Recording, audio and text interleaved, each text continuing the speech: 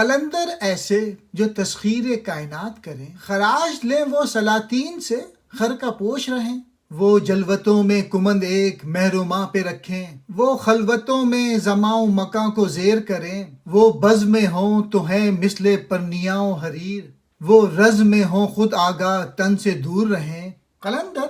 جو کہ اپنے جسم خاکی اور اس مادی جہاں کی تسخیر میں مصروف رہتے ہیں، وہ اگرچہ بوریہ نشیں ہوتے ہیں پھر بھی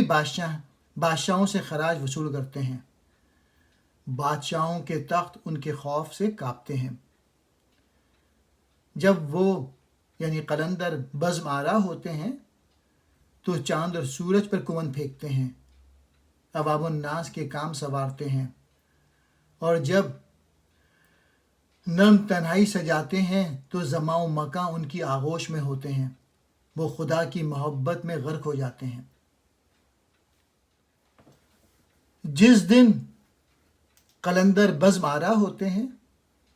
تو وہ حریر و پرنیا جیسے ریشمی کپڑوں کی مانند نرم و گداس ہوتے ہیں، ہر دوست اور دشمن سے یکساں سلوک کرتے ہیں، لیکن جب وہ میدان جنگ میں ہوتے ہیں وہ خود فراموشی کے عالم میں راہ خدا میں اپنی جان قربان کر دیتے ہیں۔ نیا نظام دو رنگ آسماں کو وہ بخشیں، جنازے کہنہ ستاروں کے بھی اٹھاتے رہیں، نقاب چہرہ فردہ سے وقت نے الٹا، رفیق سارے میں دوش ہی میں مست چلیں، سخن وہ میرے لبوں پر ہے کہہ سکیں نہ جسے، میں حیرتی ہوں فقیہان شہر چپ ہو رہیں۔ ان اشعار میں قلندروں کے متعلق بتا رہے ہیں کہ قلندر گردش کرنے والے آسمان جس سے دنیا میں انقلابات اور انسانی زندگی میں تغیرات آتے ہیں اس کو ایک نیا نظام دیتے ہیں۔ آسمان کی گردش اپنی مرضی سے کرتے ہیں اور یہ لوگ پرانے ستاروں کے جنازے کندھوں پر اٹھائے ہوئے ہوتے ہیں۔ وہ ستارے جو اثرات بد پھیلاتے ہیں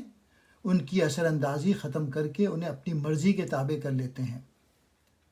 زمانے کی جدید ایجادات نے مستقبل کے چہرے سے پردہ ہٹا دیا ہے، ترقی کے نئے راستے کھل رہے ہیں، لیکن میرے ساتھ ملت کے سب لوگ پرانی شراب، پرانے وسائل میں مست ہوئے بے خود ہیں۔ اور آخری شعر میں کہتے ہیں، میرے ہونٹوں تک وہ بات آ ہی گئی جو کہ نہیں کہی جا سکتی۔ مجھے حیرت ہے کہ شہر کے علماء خاموش ہیں۔ میں یہ کہنا چاہتا ہوں کہ اس دور کے علماء